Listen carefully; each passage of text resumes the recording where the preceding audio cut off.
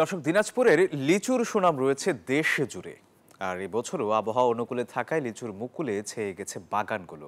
ভালো উৎপাদনের আশা করছেন বাগানীরা। আর এই বিষয়ে আরও জানাতে যুক্ত হচ্ছেন সহকর্মী ফখরুল হাসান পলাশ। পলাশ, জেলায় এবার লিচুর কেমন ফলন হবে বলে আশা করছেন বাগানীরা?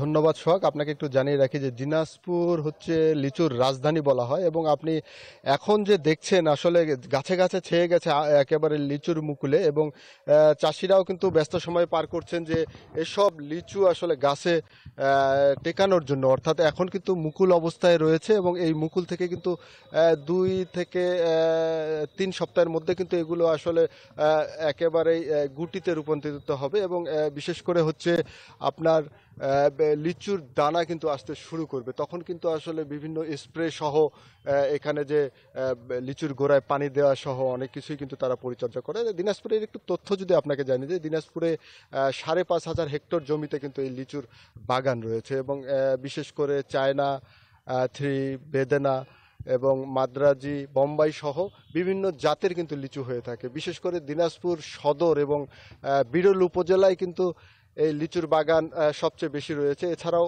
বীরগঞ্জ, কাহারোল সহ অন্যান্য চিরিবন্দর অন্যান্য জায়গাও কিন্তু উপজেলাতে কিন্তু আমরা দেখেছি যে লিচুর বাগান হয়েছে অনেকই, এবং বিশেষ করে আমরা দেখেছি যে নদীর পার ঘেঁষে কিন্তু এইসব লিচুর বাগান বেশি এখানে দেখা যাচ্ছে। এবং আপনি যেটা বলছিলেন যে কৃষক আসলে কতখানি আশা করছেন যে এবার লিচু হবে, তো আমি বলতে পারি যে আসলে কৃষকরা বলছেন যে বোম্বাই জাতের যে লিচু রয়েছে, যে আপনি হয়তো বা ক্যামেরার চোখে দেখতে পাচ্ছেন যে বোম্বাই জাতের যে সব লিচু রয়েছে সেগুলো কিন্তু পর্যাপ্ত ফলন রয়েছে, এবং বিশেষ করে অন্যান্য যেসব জাত রয়েছে মাদ্রাজি কিংবা অন্যান্য জাত, সেগুলো কিন্তু আসলে সেই রকম ফলন কিন্তু আসলে নেই। এবং চাষিরা বলছেন যে আসলে যদি এই ফলনই যদি টেকে তাহলে কিন্তু তারা অনেকটা লাভবান হবে, এবং পাশাপাশি তারা বলছেন যে আসলে লিচু যদি আবহাওয়া ভালো থাকে তাহলে তারা মনে করছেন যে আসলে লিচুর যে ফলন সেটি অনেকটাই ভালো হবে। তো দিনাজপুর থেকে এই ছিল আমার কাছে সর্বশেষ। সোয়া।